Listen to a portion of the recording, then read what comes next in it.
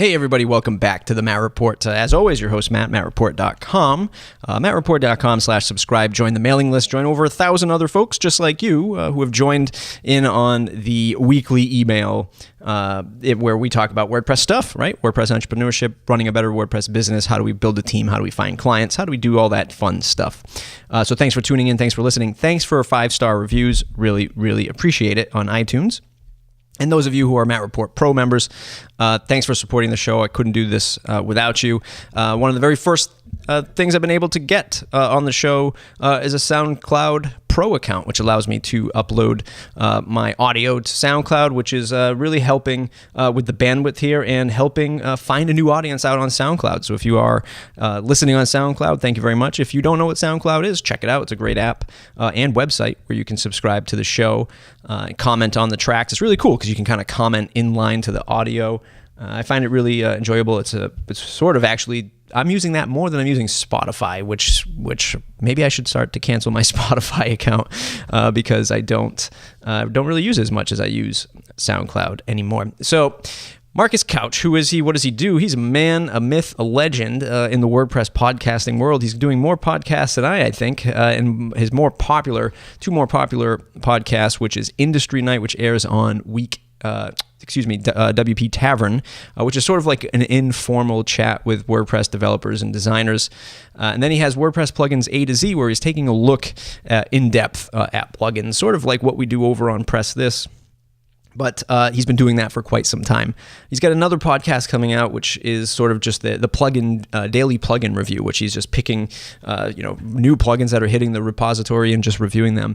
But I didn't invite Marcus on just to talk about WordPress podcasting, just because this is a WordPress podcast.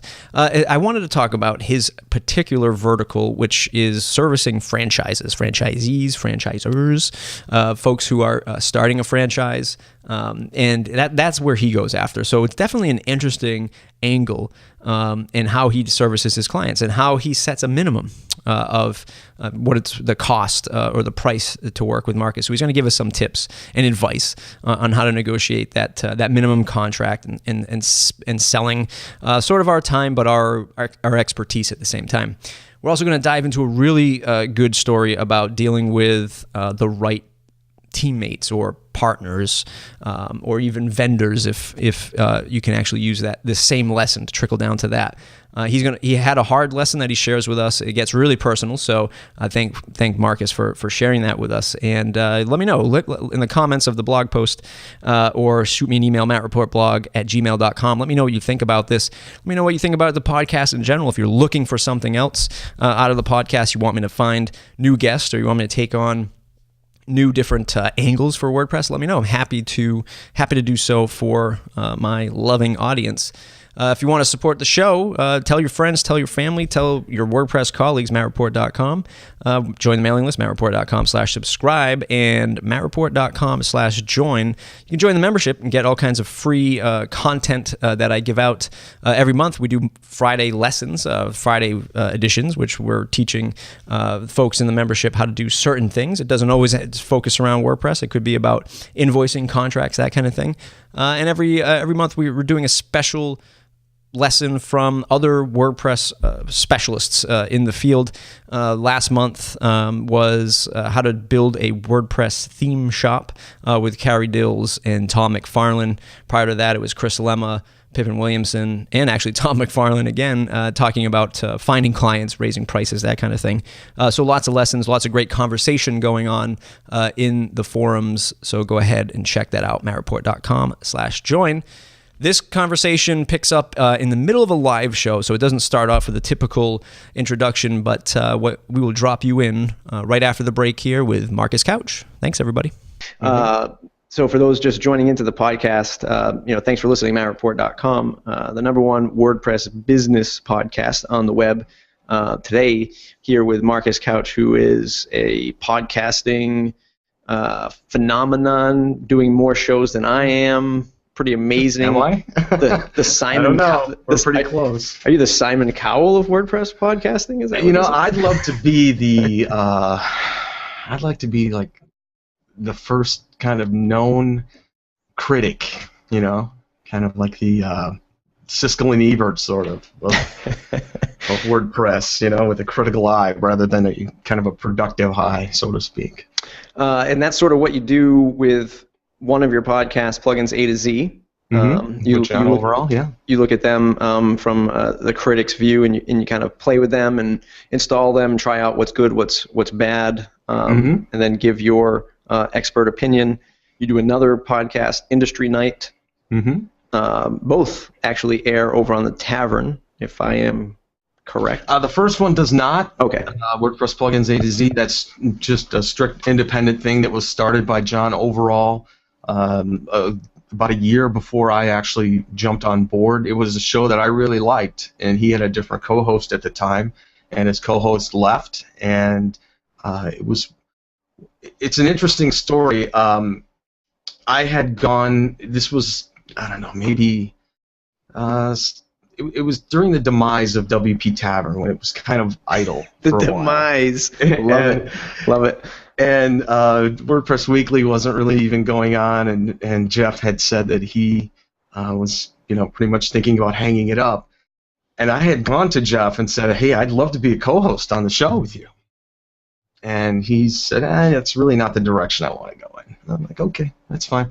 And so a couple weeks later, this other opportunity opened up, and it was great because it actually allowed me to kind of introduce myself to the WordPress community, not on the main stage, kind of like the second stage, so to speak. And the weekly regimen of John and I really getting into the plugins and really kind of going back and forth about them really has honed my skills as far as what I look for. And my first year was just kind of reviewing plugins, and then year 2 on, it's always been me trying to kind of point out what a specific plugin can do for somebody that's making money out there. So I'll look at a plugin and go, hey, anybody out there that's in these specific niches, you should be paying attention to this because you can charge more as a specific add-on, So there's a bunch of things that I want to talk about. Let's give folks that were not part of the live session a bit of background of how you got started. So you really early on, say 10 years ago, getting into podcasting, and then you kind of found WordPress in the same correct, yeah. in the same stride. What was that like? Early on, you said Adam Curry with podcasting. Then you found WordPress. Did you immediately marry the two, podcast plus WordPress, or was it? It took a while. It really did. It took a while because it wasn't the WordPress that we all use today by any stretch. There weren't all the cool plugins that go along with it. It was, Kubrick was a blessing when it came out. Yeah. There were some really bad themes, really bad ones out there. And I'm not proud of how my websites looked back then, but you can go in the Wayback Machine and take a look at them. But even today, I've still got some clunkers out there as far as websites go that could use some theme updates. But it's really been great from my evolution in podcasting, because I had a music show, independent hard rock, heavy metal music. And I never really got the interaction that I do now that I am in the WordPress community. That's a whole different game. So I really just kind of honed what it is that I do every day, which is when I get up, I check my email, and the very next thing that I do after all the responses is I go into the repository and take a look at all of the plugins, one by one. Look at all the screenshots, look at all of the different demos. And so that happened before I ever started podcasting about plugins. So for me, it's kind of just like I'm still a DJ. I'm just, instead of spinning tunes, I'm talking about plugins. So it's really interesting because you're coming from an industry, an age-old industry, right? Radio. Something just like print. Print obviously around way before radio, but it's that same kind of mindset, right? Where you come from radio and people are like, oh, podcasting, what's that? Or from the business standpoint, they might look at podcasting and say, that's not really going to make us as much money as advertising on Clear Channel or being this huge conglomerate. Right. Even 10 years later, after you launch podcasting, do you still find that some of your colleagues from the old days are still like struggling to get this stuff? Yeah, I do. And I see people that are new at it that haven't learned the lessons that some of us have learned. They're making the mistakes again. And even though there are tons of resources out there, anybody who wants to get into podcasting, schoolofpodcasting.com is an awesome resource that even I consult every now and again as far as different tools and tricks in podcasting. But I guess the biggest mistake that people make is they over-plan things for episode 1 when they need to realize that it's episode 20 that really counts. Yeah. It's like that with, I guess, everything, right? Even their websites. Like they're thinking, hey, brand new website, I'm plan, Yeah. tweak this pixel. Can you give me 10 pixels over here? It's like, come on, dude. We need to launch. I'll give you an example. Industry Night, the podcast that's on WP Tavern that I just talk about one thing. I did an interview with somebody in Skype and recorded it and didn't do it with any other intention than I was just going to write about this particular plugin. And I'm like, boy, this really sounds good, and I played it back. And I then got out my sound effects toolkit and found an hour and a half long bar sound effect, and I'm like, hey, let me play this together. And I put it on there, and I'm like, wow, this really sounds like you're sitting here listening to us talk. And so I pitched it to Jeff at WP Tavern, and I said, I'll get some artwork made for this, and we can actually make this a show where it's like somebody's just pulling up a chair and having a beer with us and sitting down. And it was really kind of theater of the mind stuff that I liked playing around with, and it seemed to fit with the whole tavern vibe. So we went with it. We liked it, so we went with it. So Nice. That's a case where I didn't overthink a podcast. It just kind of came about in one day, really. It wasn't even... I had the content before I had the show, and that's probably the biggest tip. Yeah.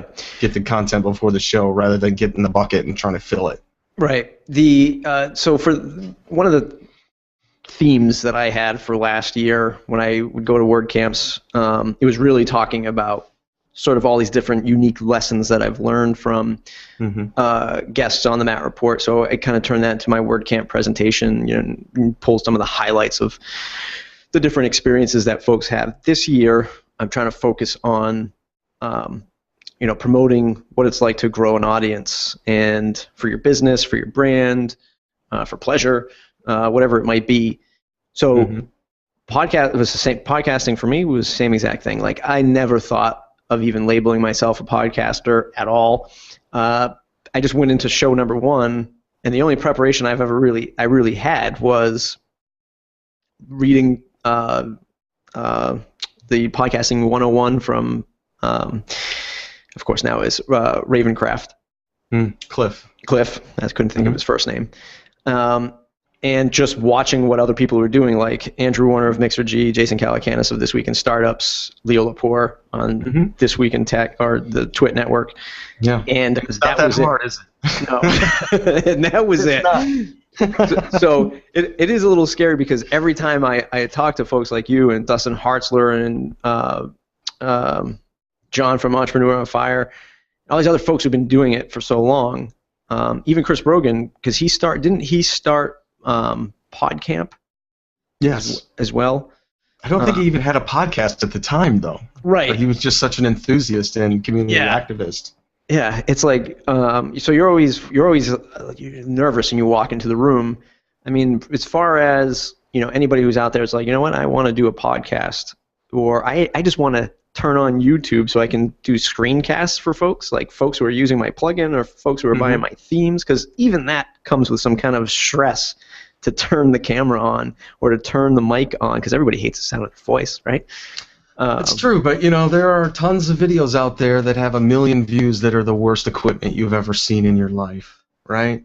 And we've all sat there and watched the whole 12-minute clip of it and not said, oh, this guy really needs some good, he needs a DSLR, this and this, You really don't. It's that kind of thing where it's like, the girl across the room. You just you don't need the special tie or all that stuff. Just get up and go over there and do it, and that's it's with anything really. It's getting from 0 to 1 is the hardest part, right? Do you think that in the world that we're living in now, at least this year with web marketing, the way SEO is changing, the way Google and all these other outlets want you to create content, you're afraid that folks are going to be doing this very lackluster, Sure. and it's just going to get saturated? And any way we can kind of avoid this? Well, it already has. I mean, right after podcasting started, you started getting these text-to-speech kind of blog reading podcast feeds that would make their way through. But it's natural selection. If you really want to go by what's good, you go by the ratings and the charts on iTunes and Stitcher and how many subscriptions a particular channel has in YouTube. And that's a good barometer on things. For a guy who's been doing it for so long, how much do you hate iTunes? And the fact that it's so closed and doesn't give us enough stuff. This is more of a rant of my own, but come on, like stats or download. I mean, just give me the numbers. Like, why? Well, a lot of that has to do with RSS too, because also I can put your podcast enclosure in my feed, right? And that would add to your stats, but not necessarily mine. So you just have to kind of look at it from that angle. But ultimately, look, we should all be using podcasts as a call to action in some form, whether that be to sign up to a newsletter or in your own case to a membership site or participation in a community or any particular cause. It's just one tool. It's not necessarily a crutch. It's just one tool. We chatted before the cameras went on about the WordPress consulting that you do. It's a very unique one that I haven't really had anybody on the show talk about yet. So I'll let you define what it is that you do, because you're going to do it better than I am. I do franchise optimization, which is I work for many large companies that have hundreds to up to 1,000 locations throughout the country or throughout the world. So we optimize them not only from a main search engine optimization perspective, but also down to the local granular search level, Google Places and Maps and things like that.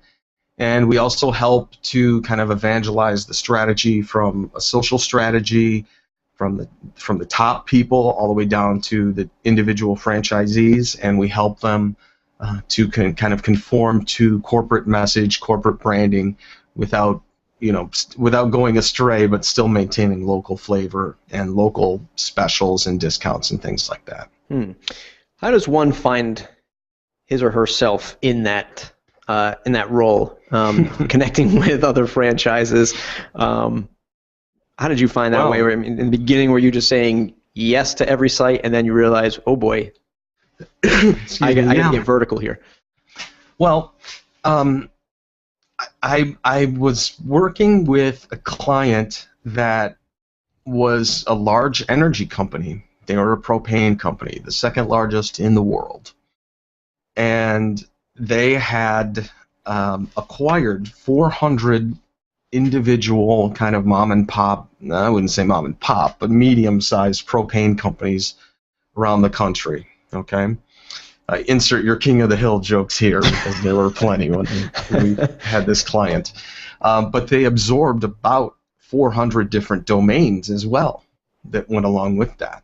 So they used a SharePoint server of all things to kind of get them all aligned. But that was our biggest challenge, to get Google Places entries done for all of those individual locations, to align all of the sites so that they kind of were aligned in one template, and really just maintaining from their old brand to the new kind of corporate ID and message that went through as far as the talking points. So I had one big client that I started out that way, and I'm not sure of any other people really who have got that kind of experience, so I kind of wanted to replicate that with other larger big companies that had similar situations.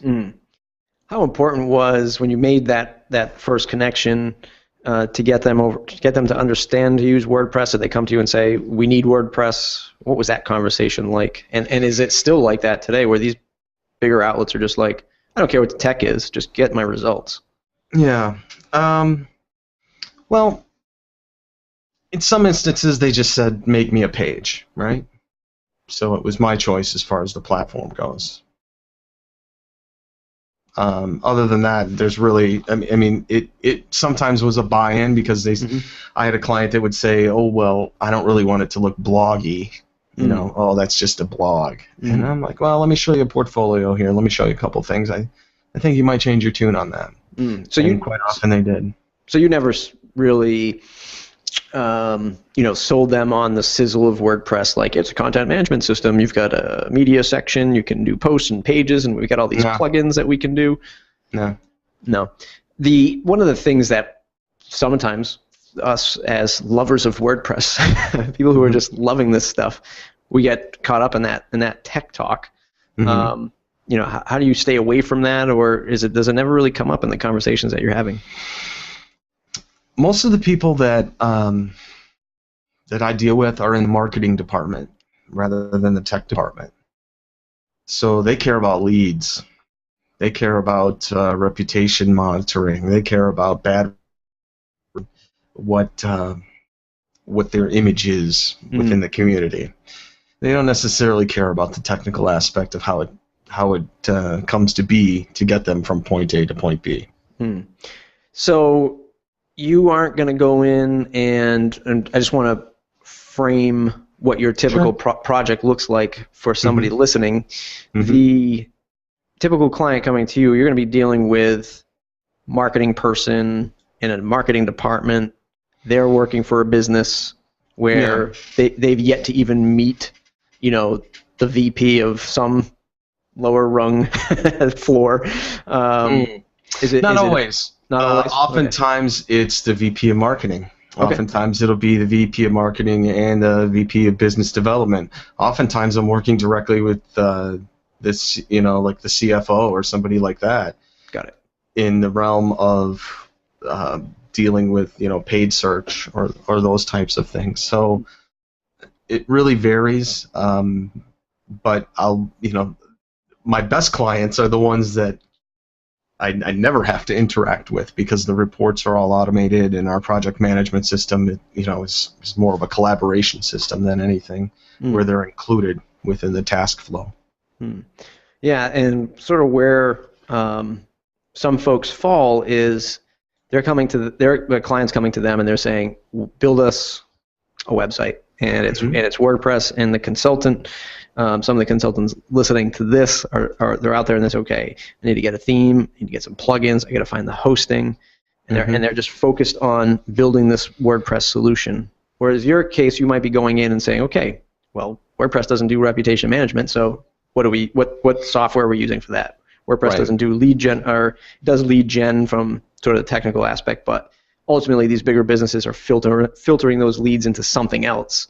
How many different things are you working with in each project at a time? Depends. Oh boy, it really depends. Sometimes it could be just down to landing pages, and then it could be landing pages of every single city in the country. So you've got that spread. Yep. It could be just regional stuff. It could be all of the state of California, which is 432 different cities and municipalities and such. Yep. So it really depends, and everyone has its own different scheme as far as plugins and designs and what I'm allowed to get away with and what I'm not, and what can be deemed as responsive theme worthy and what shouldn't be, and the gamut. So, and when some of these guys, as I said, you're talking about 400 different sites. So when you're talking about changing something, you better mean it, and you better make sure you know what you're in for once you start doing it. Yeah, and that's sort of where I was going. In my experience, when dealing with some bigger clients, there's like I don't know a good way to put it. There's like a zero tolerance factor, and not in a bad way, but in more of like their systems and their processes, right? So customer comes to us, they say, oh, we got this ERP system that integrates with our manufacturers, but our leads need to go from here to there. Well, and as soon as you go, well, they go, oh, WordPress doesn't do it? Okay. Let's move on to the Sun microsystem solution or whatever's out there. Do you find yourself running into those scenarios, and how do you juggle that when those guys are like, we got this special software we pay $1 million a year for, what is this WordPress thing? Yeah, I've had to integrate with Microsoft SharePoint servers too with WordPress. That's not an easy task. That took a couple programmers in about a month to make sure that it all fit right, and that's dealing with tech people on their end too. Wow, didn't we just talk about a nice side business for somebody to get into, the conversion from A to B? Right. And I used to have a client that worked in EDI, the electronic data interchange, right? Walmart uses things like this to deal with vendors. It's like, what Band-Aid do you put in that goes from the Walmart system that orders something that then ties into your back-end system that can deal with your inventory management and make the order and the pick pack slip and all of that. Right. So are there those things out there for WordPress now? Limited, right? We see them limited in plugins. I mean, we could barely get something to post to Facebook correctly right now. Right. There are some e-commerce plugins out there, but do they work entirely the way that they should, like big, monster e-commerce platforms work? Not yet. Right. And you're saying all the things that I wanted you to say, because this is like the conversation when healthcare.gov launched. People are like, well, why didn't they just build it in WordPress? Oh yeah, because it's that easy. Right? Like you said, we're still struggling to get posts automated to Facebook and Google or whatever for our small marketing clients. Never mind that. Right. So what I'm trying to do here is just say, look, WordPress is good. WordPress is pretty good, but it doesn't solve everything. And what I want the consultants to know that are out there listening is, one, either position yourself as the guy or gal who is going to make it do everything and charge a boatload of money for these bigger clients, or you're going to steer clear from it and say, don't even get it in your pipeline, because it's going to be a nightmare. And just say, look, we don't integrate with that. We can find another consultant to do that part. But this is what we do really good. Build the site, design the site, launch the site, support you. Here's a good analogy for that, and I use this quite often. One of my friends gave me this story of being in a tribute band, right? You have to decide what you're going to play. Okay, we're going to play Van Halen, and we're going to play, the Scorpions, and then we're going to play Stevie Ray Vaughan. Well, okay, now you're getting into blues. You're not really a rock band anymore, right? So kind of know what your set list is, so to speak, right? You got to kind of know what your specialties are, of what you'll do and what you won't do, and stick to them, and you'll be a lot happier. Because I'll tell you what, there have been many nights I've been completely miserable working on things that I had no business even getting involved in.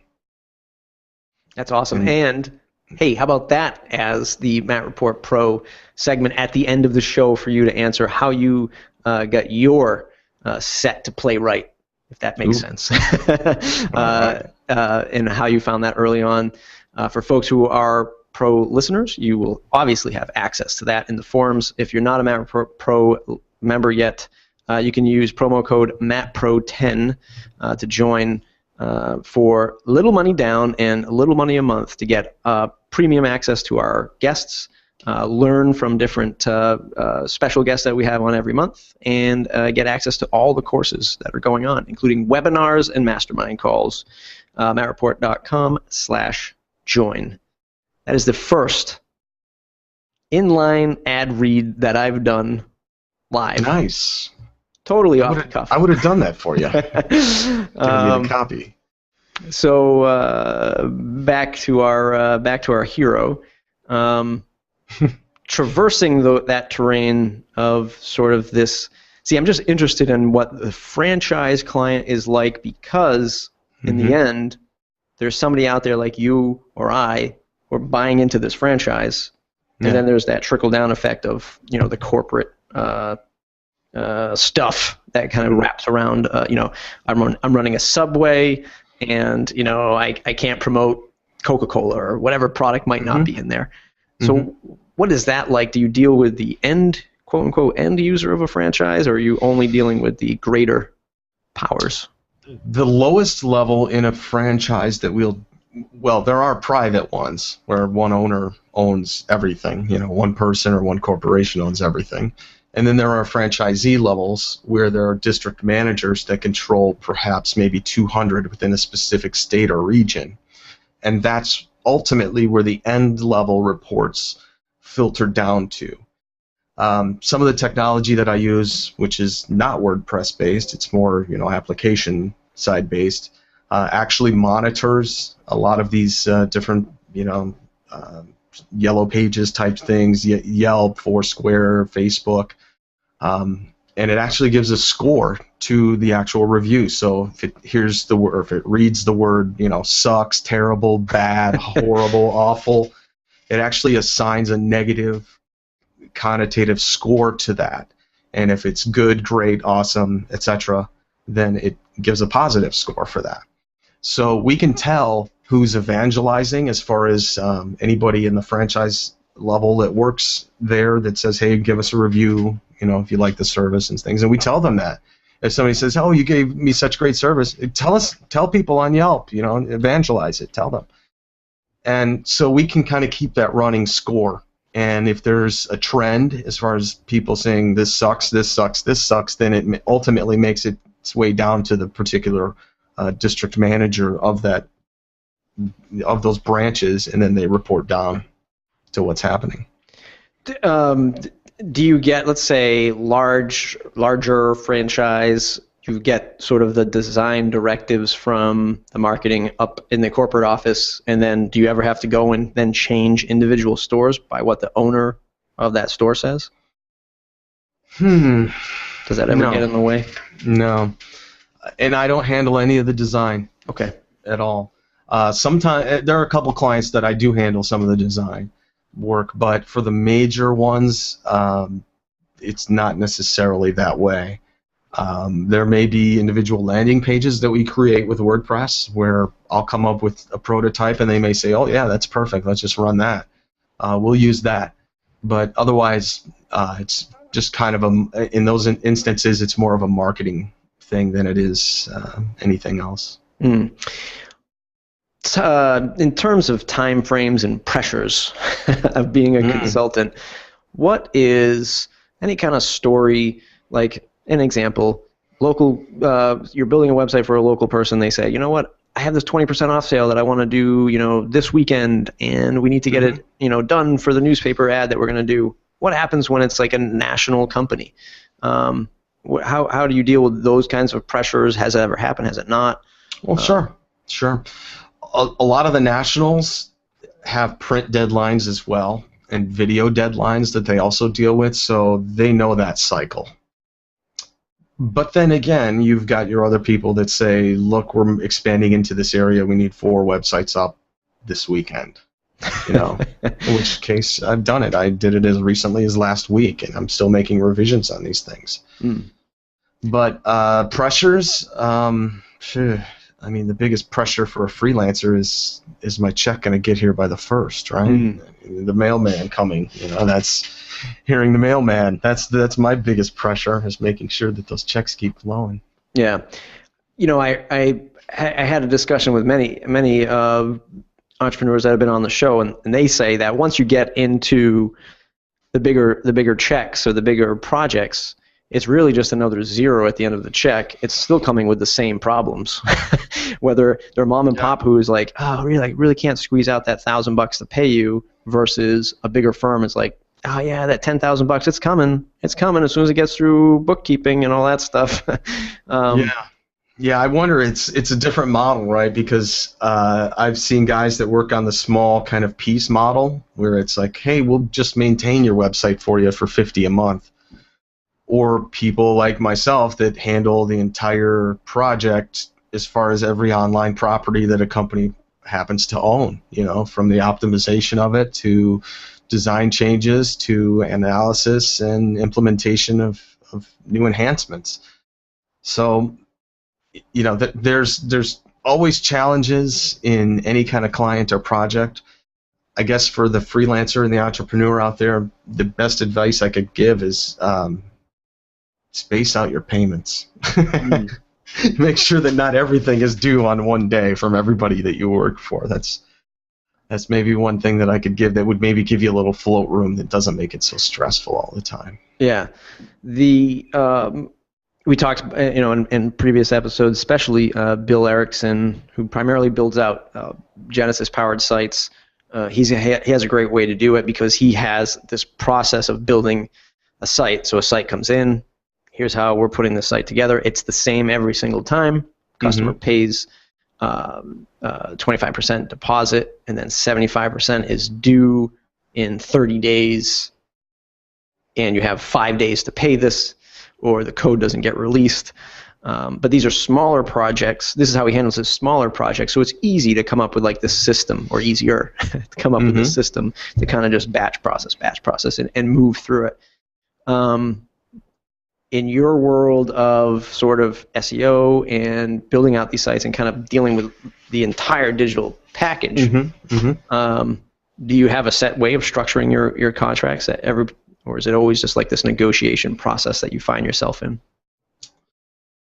Generally, I work on a retainer, and it's based on the overall volume of work that I think it will take and how much, if any, outsourcing there is. And generally, I don't do a whole heck of a lot, and if it is, it's just plug-in customization or CSS or something that I just don't have time to do.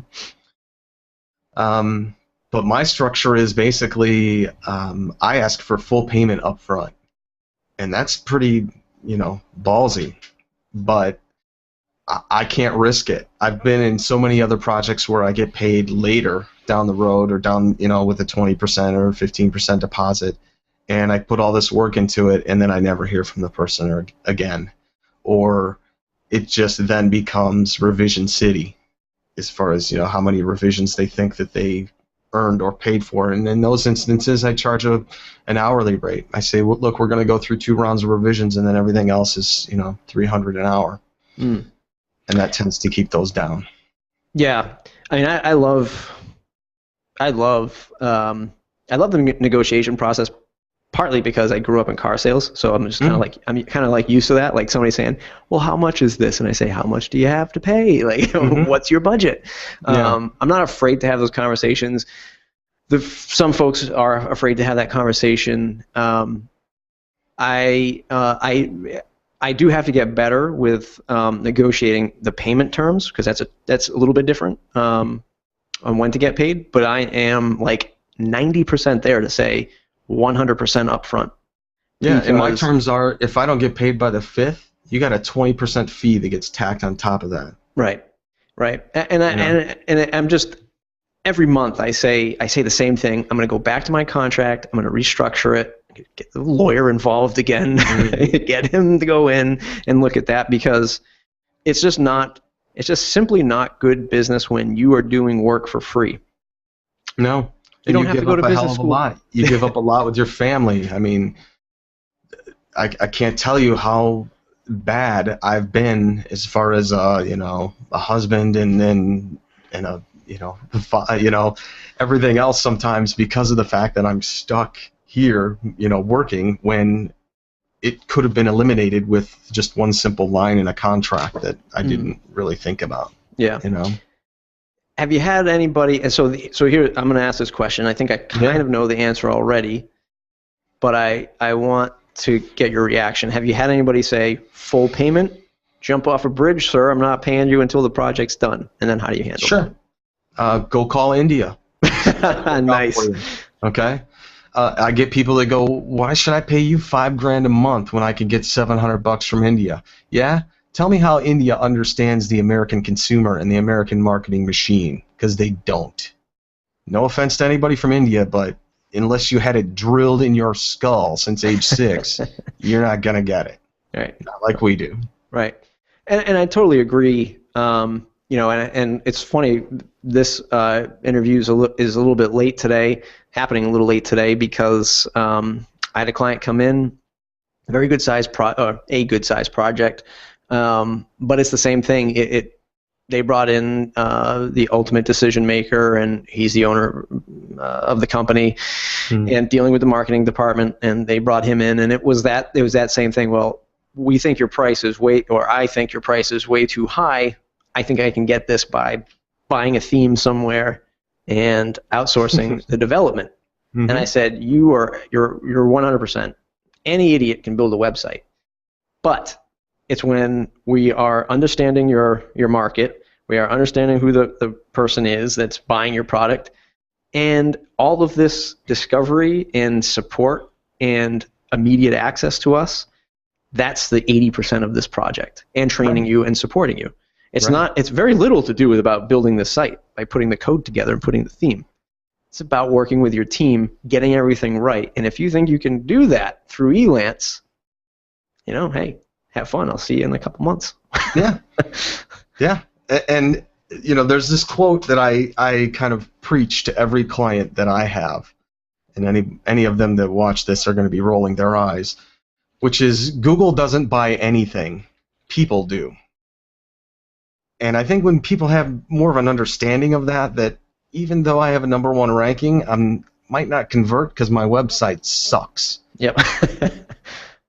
You might understand that a little better. Yep. I've got a client that has been with me now for 3 years, and when he came to me 2 months in, he wanted to cancel and basically said, I don't think it's working out. It's really not. And I said, look, you got to give it a little bit more time. We planned on, from A to B to C to D, and right now we're just getting to stage B. And I can say that he's still my client today because in that next 12 months, I made him $7 million on his website just by tweaking a bunch of things and getting the call to action a little different and helping to hone his product and figuring out based on analytics where he was getting his keyword searches and altering the content based on that, and even coming up with new markets for him to promote his product in print and things. So it's you've always got to kind of handhold somebody as far as what the ultimate goal is supposed to be in the project, and always remind them that this is the goal. And they're going to come to you and say, hey, we want to add this into the mix. I had somebody come to me and go, oh, we want to add live chat to the site. No, you want to get leads to the site. Chat with them later, Right. But they want information. They can find it by filling out a lead form. Right. And that's, for the folks that are listening, this is what I think we both want you to take away from this is if you're looking to get more money out of your business, to get paid a little bit more, don't focus on selling just that website. You have to focus on that access that these folks have to you, of your knowledge, of your skill set. Heck, just picking up the phone. I mean, you can't do that with a GoDaddy, and if you did, you'll be throwing the phone out the window because you're going to go nuts. Or your Comcast cable. I mean, imagine when you have problems with that and you call them up and you're like, I'm paying you so much money a month. Right. Look, this is the real value. The real value is you, the person who's putting this together. And if they want to engage with you on these consulting questions and say, hey, what do you think? Do you think this is the best route for me to go? Do you think my buyers will want this? Or what do you think really works with search? If they're asking those kinds of questions, you have to up your price, or you have to get some kind of retainer contract or contract in place for support, because that's how you're ultimately going to grow and get a little bit more money. Right. I mean, people that ask me that, like, why are you worth that much? Well, it's because other companies, spent $500,000 on me over the course of a couple of years, finding the mistakes that I'm going to make sure you don't make on day one. Yep. So that's worth something. That's they learned something through the process that I picked up that is going to ultimately help you.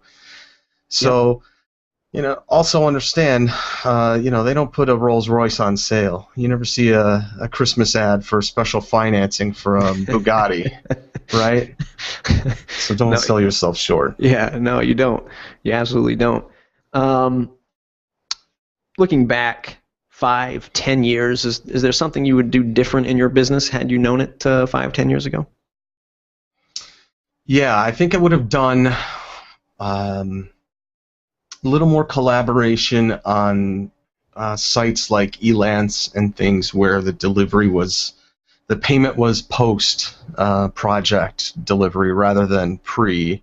And I know that I say I do that model, but it's different when I'm working with somebody. But I've had some partners that really, really kind of burned me throughout the way. And I think that maybe my enthusiasm got the better of me rather than vetting them as far as their capability of getting the project done. That's a great thing, because that happens to me all the time. I get devastating. It was devastating to me and my family. I mean, literally, it took almost half my life savings away. Yeah, by wasting it on people who are not vested fully with your mission. And then I found out later on that basically the entire project, the whole thing that I wanted this person to get done. I mean, I moved them from Texas to California. That's how into this project I was. And ultimately, I got the project done for $500 with a programmer in Romania. So that was a lesson that I learned, which is be careful who you partner with. Though don't cut yourself off from partnerships and collaborations. Just make sure that verbal agreements are never one to go on, no matter how long you've known somebody or what their experience level happens to be. That, my friend, is going to be the pro segment, not that other stuff I was talking about. We're going to talk about this a little bit more in the pro segment, which only pro members can get, mattreport.com/join. If you're looking to save some money and get it in for $10 down and a little bit more a month, use MattPro10 at checkout, mattreport.com/join. And Marcus and I are going to continue this discussion about hiring or partnering with the right people, because I've got some things to say about that too. We're going to jump into the last few segments of the show. This segment, What's in Your Toolbox? What app or piece of software do you use on a regular basis that you don't think many people know about, but you want to tell the world about? Central Desktop. You ever use Central Desktop? I have not. It is a collaboration tool that is project management, collaboration. You can do online meetings. It's kind of like a built-in Google Docs element to it as well, that more than one person can do it. But I like the aspect of it that it has workspaces, and it allows me to have work teams. So I can have one space where my client happens to go in and see all of the tasks as we check them off. And then I can have a private area within that workspace where just myself and maybe one other person that's working on the project can sort of get the pre-launch steps or whatever it takes, from a technical aspect checklist to get that down. And it has an app, and it lets me know when other people are done with things, and I can even assign things to the client as far as things that I need from a creative perspective, whether that be images or videos or just talking points or copy. And it really helps out. It gives out reports. Every task area has its own email address. So if I have a reporting system, I can actually get an email address for the task of, the monthly report, have the reporting system email that particular task, and then the client gets that as well. And then it archives it on the back end. It's about $100 a month for regular, I think 5 workspace access, and then unlimited is $350, which is what I use. Nice. Yeah, every month. So you got to be able to sustain that with your clients, but it's an invaluable tool once you get going. Yeah, and that's the thing. I mean, there's so many do things with these collaborative project management tools. Like we went from Basecamp to Trello, and we're really liking that, but we never give access to Trello to a client because they would just not know what to do with it. Right. But I tell you, I mean, in another life, I'm just going to study the science of to-do lists and workflows and create my own CRM, because it seems, project management tool, because it seems like there's an infinite amount and they just keep coming because everyone's always shifting the way they do things. And you always find something. Yeah, I use it it's nice for me because when I bring in a new client, let's just say if it's a marketing, an online marketing client, SEO client, however you want to refer it, I have specific steps from day 0 to 6 months down the road as far as every task that needs to be done in between, from an analytical standpoint to what needs to be scanned and changed.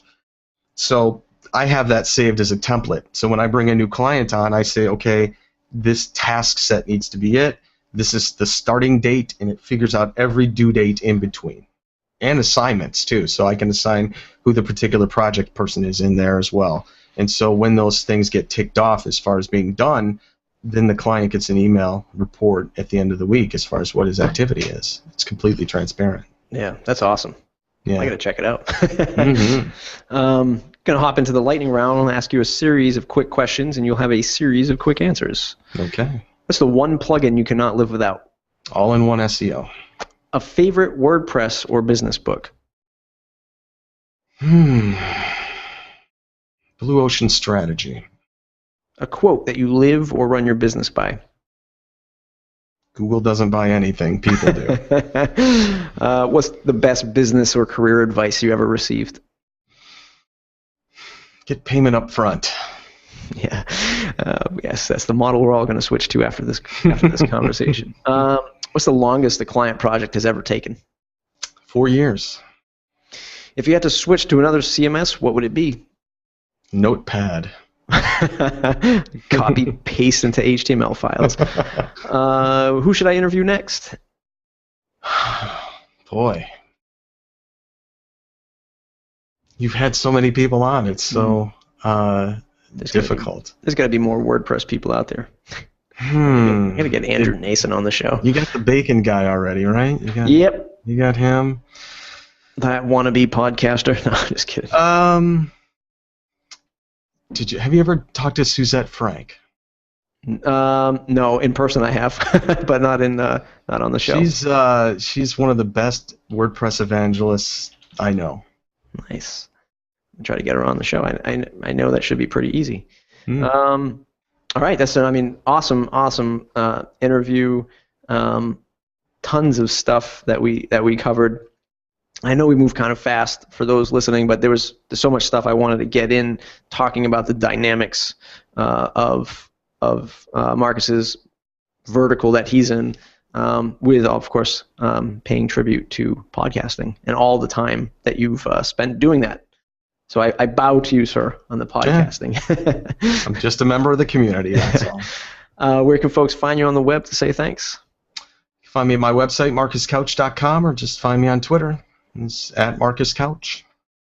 Awesome. Everybody, for those that are sticking around the live show, we're going to hop into the pro segment. For those of you needing the pro segment, matreport.com/join, and we are going to talk about hiring and or partnering with the right people right after these messages.